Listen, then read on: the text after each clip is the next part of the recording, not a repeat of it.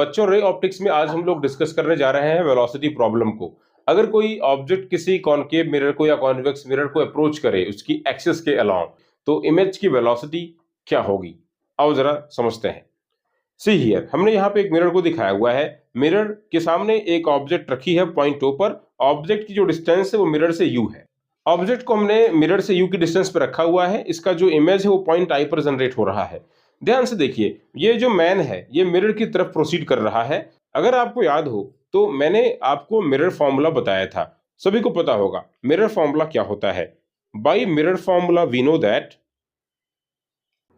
1/v plus 1/u equals 1/फोकल length. ये बात आप सबको पता है ना?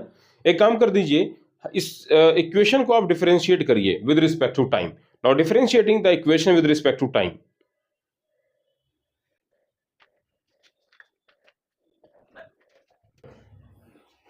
इसको अगर हम लोग डिफरेंशिएट करें टाइम के रिस्पेक्ट में तो हमें क्या मिलेगा? आप बोलिएगा D D T of 1/v plus D D T of 1/u। देखिए ध्यान से, राइट साइड में फोकल लेंथ है जो कि कांस्टेंट है, वो तो बदल नहीं रही है, तो कांस्टेंट का डिफरेंशिएशन क्या हो जाएगा? 0। यहां पे बस पोजीशन ऑफ इमेज वेरिएबल है, किसके रिस्पेक्ट में? पोजीशन ऑफ ऑब्जेक्ट के रिस्पेक्ट में। जैसे जैसे ऑब्जेक्ट की पोजीशन चेंज हो रही है वैसे वैसे इमेज की पोजीशन भी चेंज हो रही है। सो वी और यू वेरिएबल है, ये बात दिमाग में रहे। आप जरा बताइए, अगर इसको बाई पार्ट्स डिफरेंशिएट करें तो क्या मिलेगा हमें?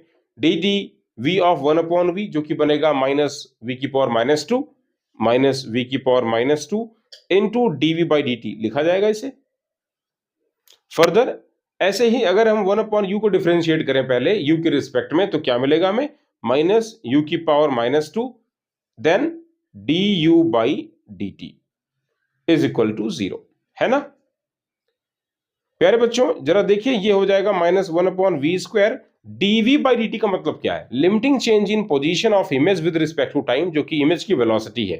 यानी इसको हम लोग लिखेंगे velocity of the image with respect to mirror, correct? Minus 1/u² du by dt, इसका मतलब क्या है? Limiting change in position of object with respect to time, यानी कि ऑब्जेक्ट की velocity. So velocity of the object, इसको हम लोग लिख लेंगे with respect to mirror is equal to 0। Further इसको थोड़ा सा ट्रांसपोज करें तो आप बोलेंगे velocity of image with respect to mirror will be equal to minus v²/u², velocity of object with respect to mirror. यही एक इंपॉर्टेंट रिलेशन है जो कि इमेज की वेलोसिटी के लिए मैंने ऊपर दिया था, देख लीजिए। dv by dt is equal to minus v²/u² du by dt, velocity of image is equal to minus v²/u² du by dt। आप जरा बताइए, क्या आपने मैग्निफिकेशन का फॉर्मूला पढ़ा था? हाँ, पढ़ा होगा आपने।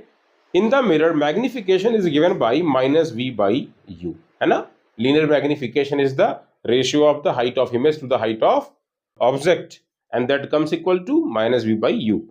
अगर मैं इसको दोनों तरफ स्क्वायरिंग कर दूं तो क्या मिलेगा? बोलेंगे मिलेगा v²/u² इक्वल्स m²। तो क्या हम ऐसा कर सकते हैं, v²/u² को हटा करके वहां पे m² रख दें? यस, बिल्कुल ऐसा कर सकते हैं। So velocity of image with respect to mirror is equal to minus m², velocity of object with respect to mirror. Clear सी बात है, जो इमेज की वेलोसिटी है वो डिपेंड कर रही है मैग्निफिकेशन पावर पर। अगर मैग्निफिकेशन पावर ग्रेटर देन 1 होगा तो इमेज काफी तेज चलता हुआ दिखाई देगा विद रिस्पेक्ट टू ऑब्जेक्ट, है कि नहीं? अगर ऑब्जेक्ट सेंटर ऑफ कर्वेचर पर रखी होगी, यानी कि r के डिस्टेंस पर होगी, तो इमेज भी वहीं फॉर्म हो रही होगी, रियल एंड इन्वर्टेड। उस केस में मैग्निफिकेशन पावर की वैल्यू 1 हो जाएगी कॉनकेव मिरर के केस में, और हम कह सकते हैं कि इमेज की वेलोसिटी ऑब्जेक्ट की वेलोसिटी दोनों इक्वल एंड अपोजिट होंगी। Negative sign indicates that the velocity of the image will be just opposite to the velocity of the object, keep in mind. So this was the relation between the velocity of image and the velocity of object approaching to a concave mirror. Although this formula is derived from the concave mirror, but it is valid for all type of the mirror.